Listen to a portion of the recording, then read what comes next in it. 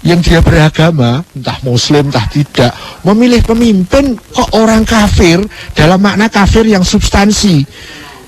Definisi kafir harus dibenahi, harus jelas. Ya tidak mungkin toh. Bagaimana bisa nyari pemimpin, kita milih pemimpin kok orang kafir? Itu dari seluruh sudut pandang hukum tidak benar, baik hukum agama maupun hukum budaya, hukum adat. Nggak bisa. Yang di sini masalahnya adalah definisi kafir itulah yang tidak jelas. Apakah orang non muslim pasti kafir? Apakah orang kalau muslim pasti tidak kafir? Itu masalahnya. Ya, apakah kalau orang itu identitasnya muslim, kalau di KTP agamanya apa Islam, maka pasti dia tidak kafir? Atau karena identitasnya bukan Islam, maka dia pasti kafir? Ini yang justru jadi masalah, yang tidak dibedah itunya. Coba dibedah, apa sih definisi kafir? Kafir itu bisa terkena pada siapa saja. Bisa kepada saya, bisa kepada Anda, bisa kepada orang muslim, kepada orang Islam, kepada orang yang non-muslim, orang yang bukan Islam. Semua bisa terkena. Karena kafir kalau dilihat dari substansinya. Nah, kalau kita mendefinisikan kafir hanya dari identitas, ya sudah, kita mundurnya sekian abad itu.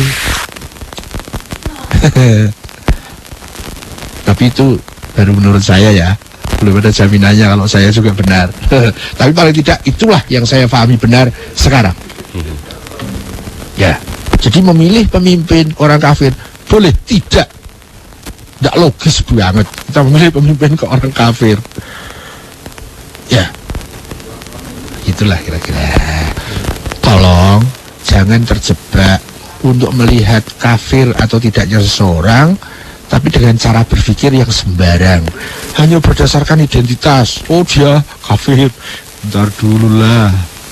Apalagi terkait dengan munafik. Munafik itu penyakit yang paling tinggi, dan itu penyakit kepribadian yang parah, dan adanya hanya pada orang-orang beragama, yang berlabel agama, yang bersimbol agama, yang penampilannya adalah penampilan agamis, spiritualis. Disitulah dimungkinkan adanya munafik. Kalau di orang awam nggak ada. Kalau bohong, ya sering kita mendefinisikan munafik itu hanya lain di mulut, lain di hati. Itu bohong namanya. Itu kadzab, bukan nifak. Ya, orangnya mukadzibin, bukan munafikin. Tapi istilah-istilah ini definisinya sudah kacau. Apa sih definisi bohong? Apa definisi munafik? Itu sudah kacau, sehingga kalau kita menggunakan istilah ini hanya kita ambil dari istilah yang beredar di masyarakat, ya sudah, nambah kacau aja. Ya sama tentang istilah kafir. Tadi apa sih kafir? Ya kayaknya itu yang lebih penting. Yuk coba kita cermati lagi, definisi kafir itu apa? Bisakah kafir itu terkena bagi orang yang beragama? Bisakah kafir itu terkena pada orang Islam? Dan ilmu saya sangat jelas mengatakan, ya bisa. Kafir itu bisa jadi orang dari orang beragama ataupun tidak, orang Islam atau orang bukan Islam. Ya, jadi kafir dan tidak kafir bukan sekedar dilihat dari identitas-identitas, packing, casing. Karena kafir dan tidak kafir itu masalah substansi kedirian, bukan masalah packing, bukan masalah identitas. Itu kayaknya Mas Sauki. Baik. Kalau tadi dikaitkan dengan ayat, ya saya angkat tangan. Tentang ayat, yuk kita fungsikan para ahli tafsir. Bahaya kalau ayat kita ambil sendiri, tidak kita fungsikan ahli tafsir. Itu bisa menjadi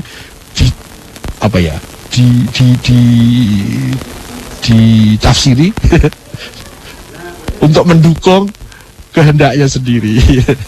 bahaya. Jadi tentang tafsir, yuk kita kembali kepada ahlinya. Fungsikan para ahli tafsir.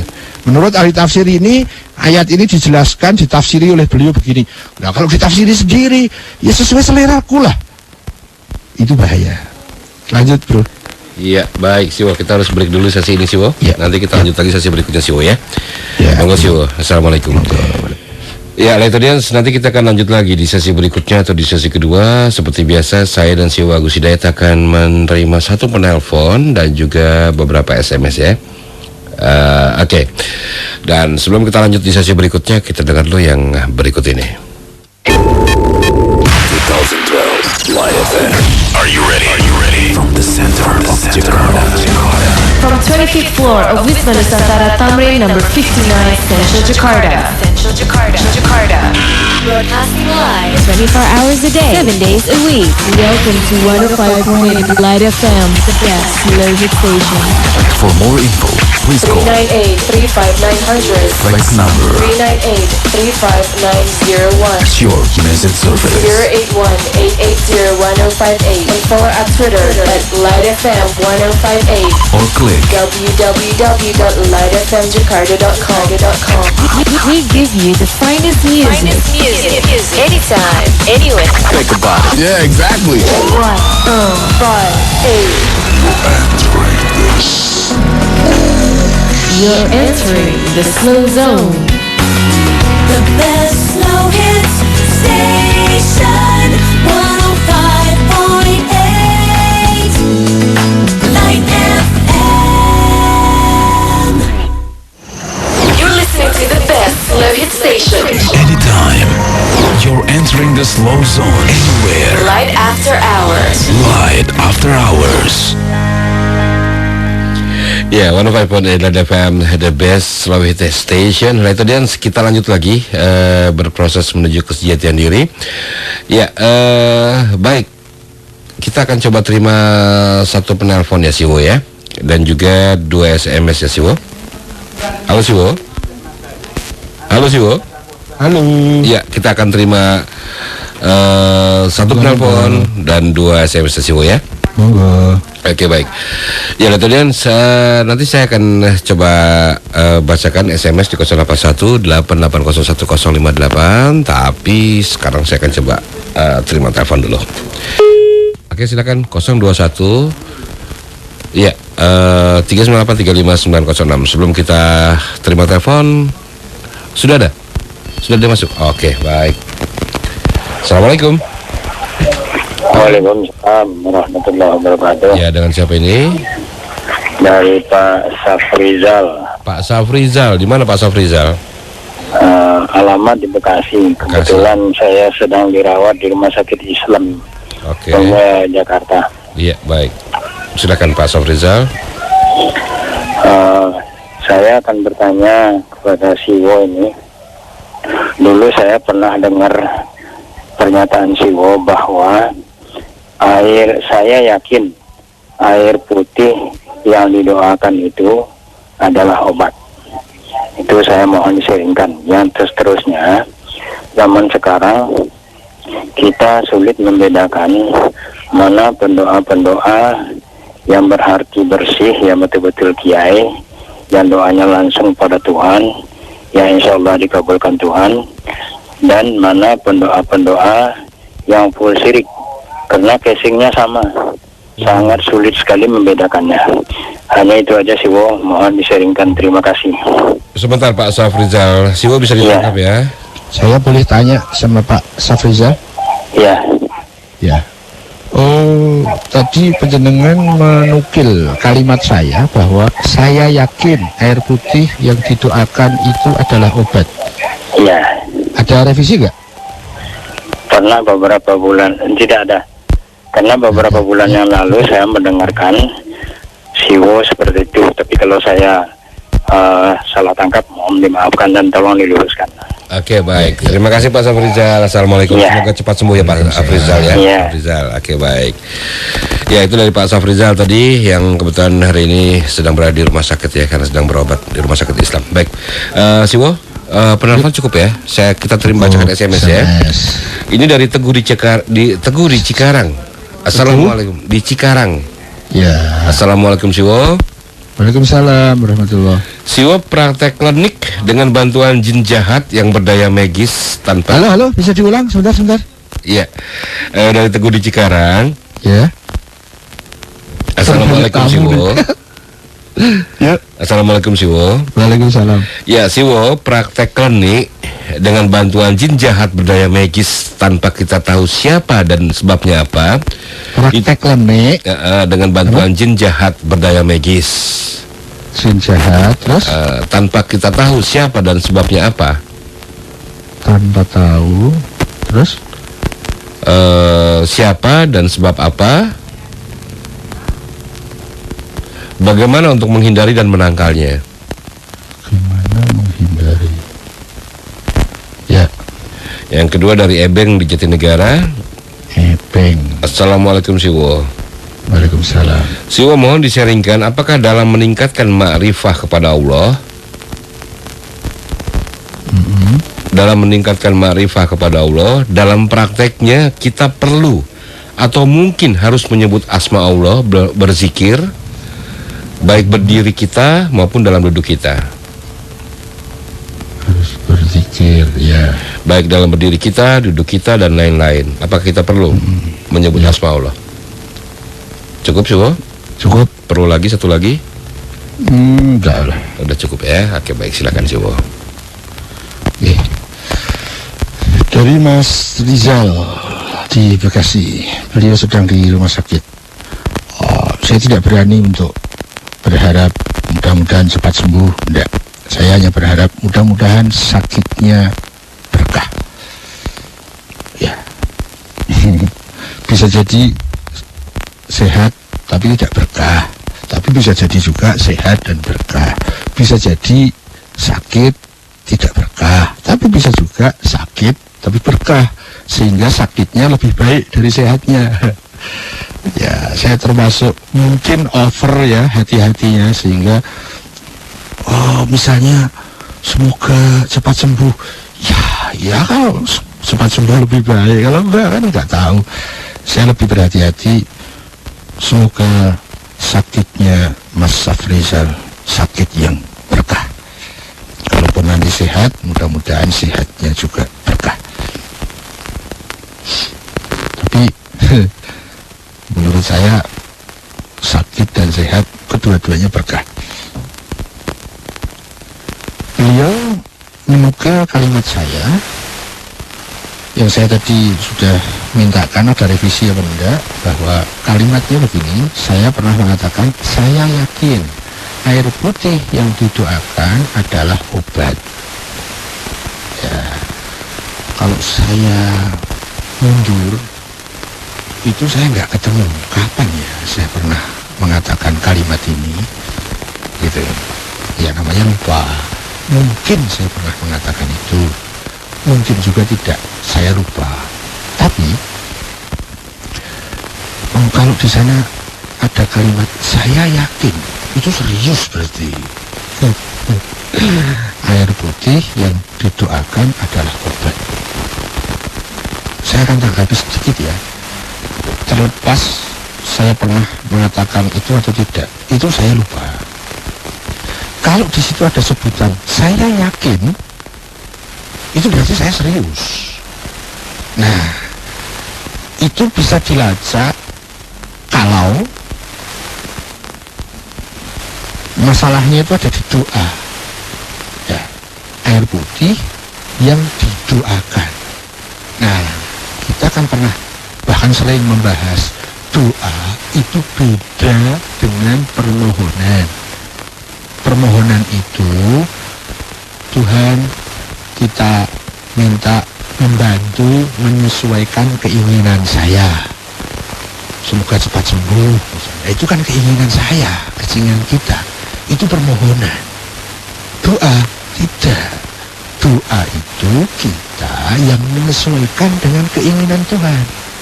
Kita meluruhkan kepada kehendak Tuhan. Kalau doa itu supremasinya itu ada pada al-ilah, ketuhanan Tuhan. Kita fungsikan Tuhan pada fungsi ilahiyahnya. Sementara kalau permohonan itu pusatnya ada di kehendak saya. Meskipun itu kita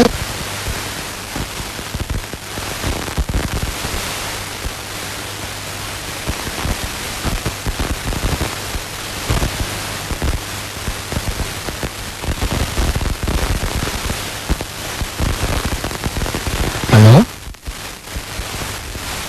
Halo, halo. Ya Siwo. Halo? Iya, kenapa Siwo? Ada masalah? Enggak ada. Ini mungkin ada gangguan di jalur aja, ada bunyi-bunyi tadi sedikit. Gitu ya. Lanjut Siwo. Saya ulangi. Saya mengira putus tadi. Tentang permohonan dan doa. Kalau doa itu pusat gravitasinya itu ada pada supremasi Tuhan. Sementara kalau permohonan itu pusat gravitasinya ada pada keinginan saya. Itu menjadi sangat berbeda. Ya. Itu nanti kalau dalam pelajaran tauhid, doa itu kaitannya dengan Tuhan sebagai al-ilah dan kita fungsikan keilahiannya. Itu terkait dengan doa. Memohon kita juga diperintah. Itu nanti terkait kepada fungsi Rob, rububiyahnya. Karena Tuhan itu maha menolong, maha membantu, maha melayani, dan seterusnya. Nah, kalau memohon itu lebih cenderung kepada fungsi rububiyah. Kalau berdoa itu lebih cenderung kepada posisi dan fungsi Tuhan sebagai ilahiyah. Berbeda. Nah, kalau doa dimaknai seperti itu, pasti yang berdoa itu pasti orang yang dekat dengan Tuhan. Orang yang nggak dekat dengan Tuhan nggak bisa berdoa, bisanya memohon. Berdoa itu adalah kebergantungan kepada kehendak Tuhan, kebergantungan kepada kebijakan Tuhan. Bukan Tuhan suruh menyesuaikan keinginanku, itu namanya permohonan, bukan doa. Sayangnya bahasa istilah ini di masyarakat sudah kabur. Mana yang permohonan, mana yang doa. Permohonan juga disebut doa. Bahkan membaca kalimat itu disebut doa. Membaca kalimat doa juga disebut berdoa. Dulu kita sering bahas itu. Sehingga saya membedakan antara berdoa itu berbeda dengan belajar berdoa. Orang yang berdoa itu dia sudah di bawah dominasi Tuhan. Tuhan sudah berkuasa pada dirinya. Sepanjang Tuhan belum berkuasa pada diri saya belum bisa berdoa, bisanya memohon. Nah, kalau tadi air putih dikaitkan dengan doa, itu ada benang merahnya. Kenapa saya mengatakan saya yakin di situ? Bukan doa menurut istilah sosial, bukan. Ya. Tapi kalau doa yang nanti dipertanyakan lagi itu, orang yang berdoa tadi mungkin di SMS ada tadi. Bukan. Masih di Pak Safrizal juga. Kalau doa dimaknakan permohonan, wah saya nggak yakin kalau air putih yang didoakan itu pasti obat. Ya, yakin dari mana saya? Kalau itu doa dalam makna sebagaimana yang saya pahami tentang doa, bukan menggunakan istilah masyarakat. Ya, sekarang pun saya punya keyakinan itu. Air putih yang didoakan, masalahnya siapa sih yang mendoakan ke air putih? Pasti orang yang sangat serius. Tapi kalau cuma memohon, lain. Ya Allah, berikan obat pada air ini, itu memohon. Kalau berdoa tidak pernah mendikte Tuhan. Berdoa itu justru dia berusaha luruh pada kehendak Tuhan. Beda dengan memohon. Kalau memohon itu, kalau diekstrimkan, itu berarti kita menfungsikan Tuhan sebagai pelayan saya, pembantu saya. Saya mendoktrin Tuhan, saya memerintah Tuhan. Tuhan, bantulah agar keinginanku tercapai. Itu permohonan, bukan doa. Ya, saya kira itu. Jadi Seandainya dulu saya pernah mengatakan, saya yakin air putih yang didoakan itu pasti obat, dalam pengertian doa yang seperti itu, ya. Meskipun saya lupa kapan ya saya mengatakan itu. Kemudian yang kedua, mana pendoa yang bersih dan pendoa yang kotor? Nggak ada pendoa kok kotor. Kalau pemohon kotor banyak. Orang buruk pun bisa memohon, anak kecil bisa memohon, orang sambil maksiat sambil memohon bisa. Kalau berdoa tidak bisa. Pendoa pasti orang bersih. Orang tidak bersih tidak akan pernah bisa berdoa. Memohon, ya bisanya memohon. Gitu. Nah, kalau dua istilah ini kita bedakan, ya kita akan lebih mudah untuk mendeteksi ini orang sedang berdoa apa membaca doa, apa sedang mendikte Tuhan, apa sedang suudzon dengan Tuhan. Ada yang berdoa tapi kalimatnya begini, ya Allah berikan keadilan-Mu kepada bangsa ini.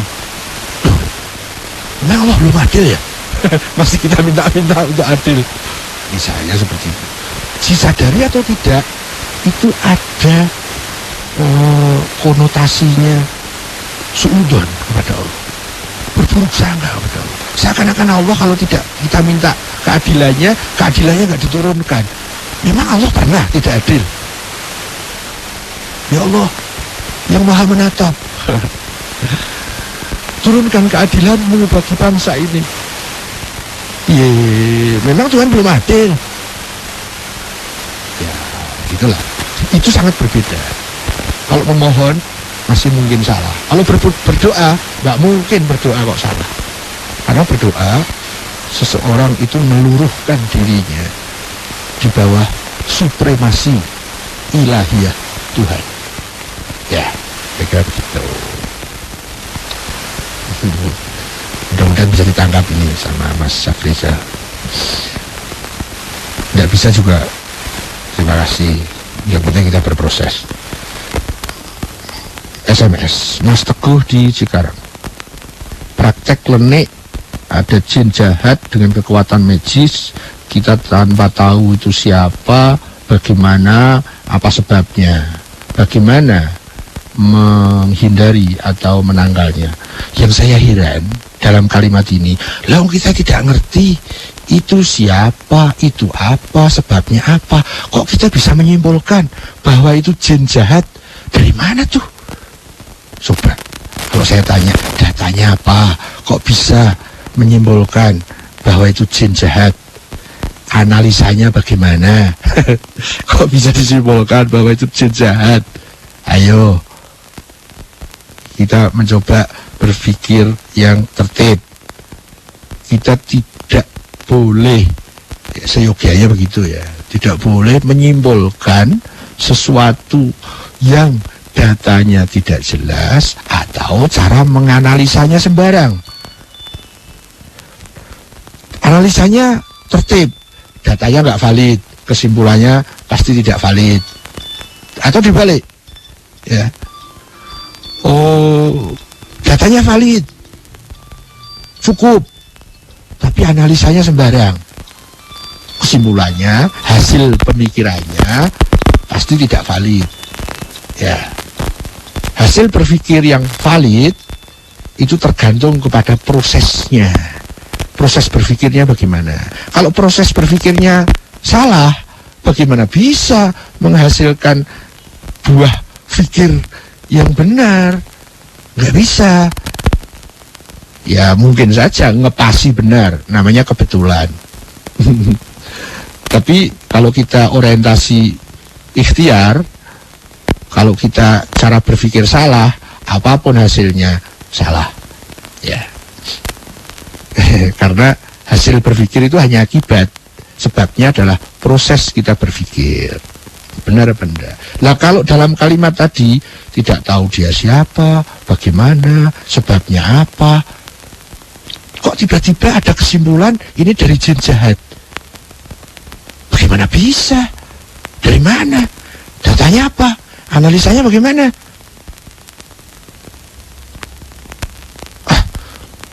Kita hidup lebih simpel kok kalau kita dengan tertib berpikir.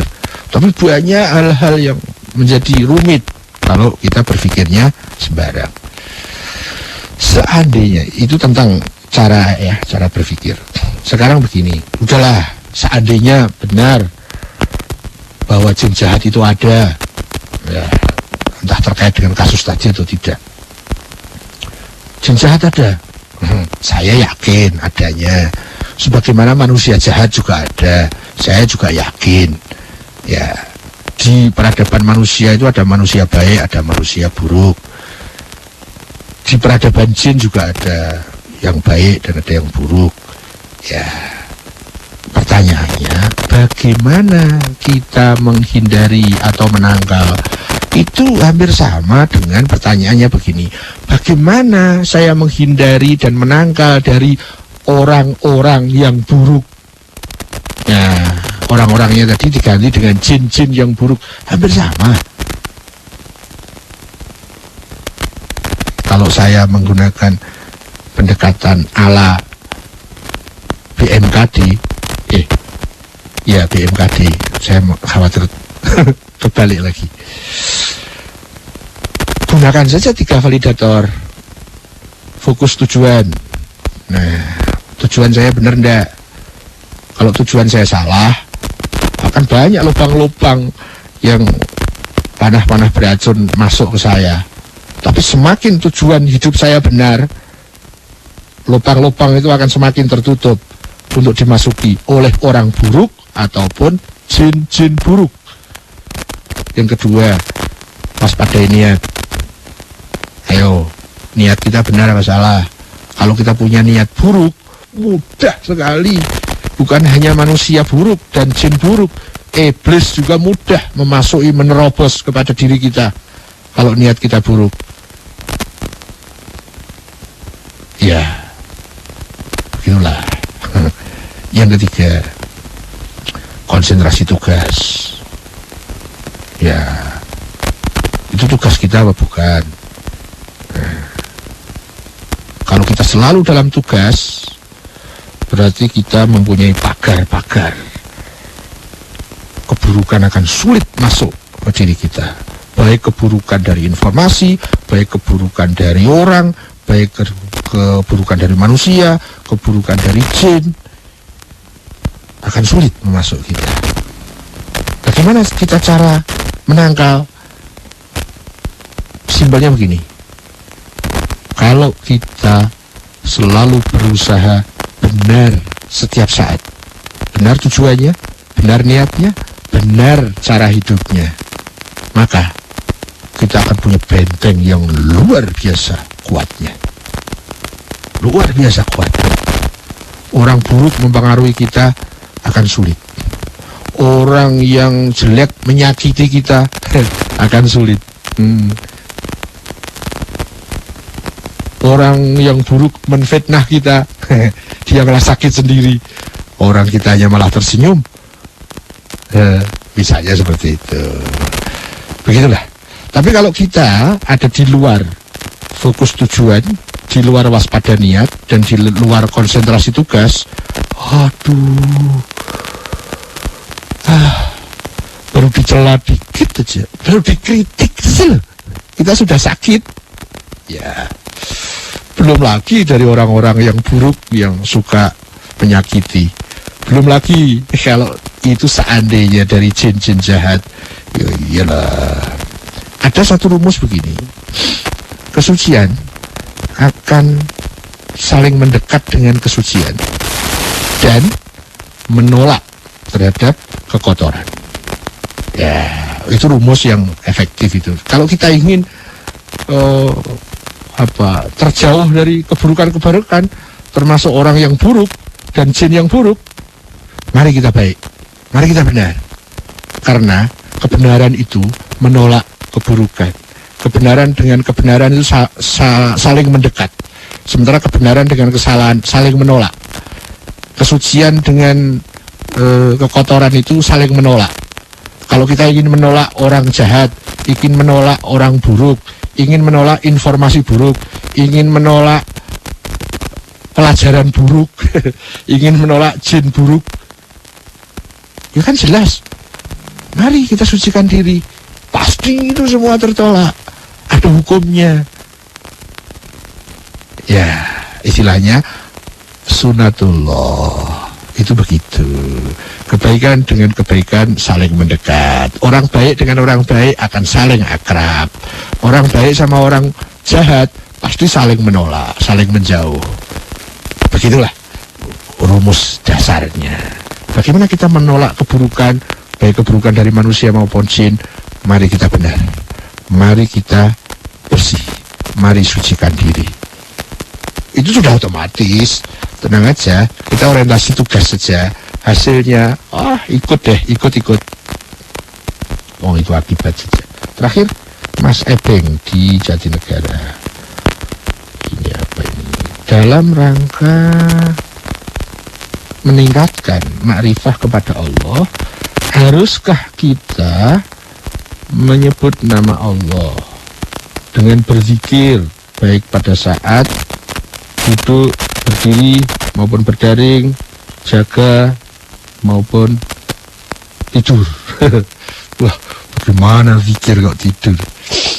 Tapi ada loh. Ada orang yang tidur itu hanya fisiknya, spiritualnya enggak. Tapi kita enggak bahas itu. Yang pertama begini, makrifah kepada Allah. Makrifah itu kata arafa, itu berarti kenal. Ya, itu makrifah yang paling awal, itu namanya kenal. Tetapi makrifah punya tingkat yang luar biasa. Bukan hanya mengenal, tapi faham. Bukan hanya faham, tapi yakin. Bukan hanya yakin, tapi iman. Bukan hanya iman, tapi meluruh, menyatu dalam kehendaknya. Itu semua bentuk-bentuk ma'rifah. Nah, ma'rifah dimulai dari mana? Ma'rifah dimulai dari dua hal, yaitu keilmuan dan kesucian. Monggo pilih yang mana. Mau ma'rifah melalui keilmuan, ada jalurnya. Mau ma'rifah melalui kesucian, ada jalurnya. Ya, apakah dalam rangka meningkatkan ma'rifah kita harus menyebut nama Allah dengan berzikir pada saat duduk, berbaring, berdiri? Ini harus digarisbawahi tentang apa sih definisi zikir. Ya, kalau zikir hanya jatuh definisinya pada hal-hal formal, kita akan terjebak. Ya, kita mau membahas zikir itu pada packing atau pada substansi. Kita membahasnya pada formal atau isi dari zikir itu. Tergantung bagaimana cara berpikir. Yang sudah beredar di masyarakat, zikir itu mengulang-ulang asma Allah atau kalimat-kalimat suci disebut zikir. Itu definisi yang bentuknya formal. Ya. Kalau sepanjang yang saya tahu, substansi dari zikir itu adalah perjalanan spiritual menuju yang Maha Esa. Itu zikir. Jadi zikir tidak harus dengan ucapan. Ya, zikir bisa dengan pikiran, zikir bisa dengan mata, zikir juga bisa dengan bisnis, zikir juga bisa dengan pergaulan rumah tangga, zikir bisa di setiap saat, sambil berbaring, sambil duduk, sambil berjalan, sambil berdiri. Zikir substansinya adalah perjalanan spiritual mendekatkan kepada Allah Subhanahu wa Ta'ala. Setahu saya begitu. Tapi kalau kita kembali ke definisi masyarakat, zikir itu maksudnya mengucapkan kalimat suci berulang-ulang. Ya, tinggal kita menggunakan definisi yang mana. Kalau menggunakan definisi zikir itu mengucapkan kalimat suci berulang-ulang, ya berarti harus mengucapkan. Tapi kalau dengan definisi kedua, zikir adalah perjalanan spiritual kepada Allah Subhanahu wa taala, bisa dengan segala hal. Jadi zikir itu tidak harus mengucapkan, zikir bisa dengan bisnis, bahkan zikir juga bisa dengan mencari jodoh, zikir juga bisa dalam mencari teman, zikir juga bisa dengan menyapu kalau tugasnya menyapu. Zikir juga bisa dengan menyayangi istri, zikir bisa menyayangi suami, zikir. Kalau semua itu dijadikan sarana sebagai perjalanan spiritual, taqarruban ilallah, mendekatkan diri kepada Allah. Nah, nanti pada pembahasan yang lebih serius, zikir itu tahap kedua setelah tafakkur. Tafakkur bukan sembarang berpikir, tapi substansi dari tafakkur adalah mempertajam, memperjelas tujuan, ya. Tujuan itu maksudnya di sini adalah Allah Subhanahu wa taala, dan substansi tafakkur yang kedua adalah memperjelas dan mempertajam jalan yang mengarahkan kepada tujuan. Setelah tujuannya jelas, jalan terbentang terang, kemudian mulailah spiritualnya berjalan melalui jalan itu disebut zikir. Kalau definisi zikir menggunakan itu, ya tidak harus dengan melafadzkan kalimat, karena zikir bisa dengan mata, bisa dengan telinga, bisa dengan pikiran, bisa dengan hati, bisa dengan tanda kutip tidur. Tergantung kita menggunakan definisi yang mana. Gitu nggih, kira-kira yang bisa saya sharingkan seperti itu untuk Mas Eben. Mudah-mudahan tidak puas, dan terima kasih atas tidak puasnya. Waktunya sudah terlampaui, dan saya mohon maaf seperti biasa, banyak punya kesalahan, khususnya tentang melewati jatah waktu. Bos. Iya bos. Mohon pamit ya. Monggo bos. Bener, waktunya sudah habis. Ya sudah habis sih, sudah lewat. Apa mau ditambah? Boleh sih, Wo. Ya kali lain ya. Udah capek teman-teman. Terima kasih atas partisipasinya. Terima kasih atas perhatiannya. Mohon maaf atas kesalahan saya. Mohon maaf atas kekurangan saya. Saya ikut-ikut sama Mas Sam. Mudah-mudahan maaf antum bagi saya menjadi berkah. Amin. Dan bagi antum bisa kembali ya, Mas Sam. Kok gitu sih? Sampai yang ikut aku yang ikut sampean sih. Iya. Mudah-mudahan maaf antum itu menjadi rezeki yang baik untuk saya. Jadi berkah. Dan menjadi berkah buat Anda. Gitu loh, saya ikut-ikut Mas Sam. Kok begitu dia? Itu semoga kita dipersaudarakan dalam berproses menuju kesejatian diri. Amin. Menghamba kepada Allah Subhanahu wa taala. Jalan paling tol menuju sukses. Assalamualaikum warahmatullahi wabarakatuh. Waalaikumsalam warahmatullahi wabarakatuh. Terima kasih si Agus Hidayat dan Light Audience. Dengan demikian berarti sudah cara berproses menuju kesejatian diri edisi hari ini Kamis tanggal 13 September 2012. Insya Allah minggu depan di jam dan waktu yang sama kita akan kembali sharing ya bersama si Agus. Ya, saya Sam Onyx dan juga Jack Plam-Plam beserta teknisi Sarif Moko Dompit mohon diri ya.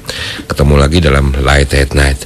Dan Light Audience dari Mutiara Hikmah dikatakan bahwa milikilah kesan lahiriah yang positif dan penting. Yakinlah bahwa kesan itu yang akan mengangkat jiwa dan pikiran Anda.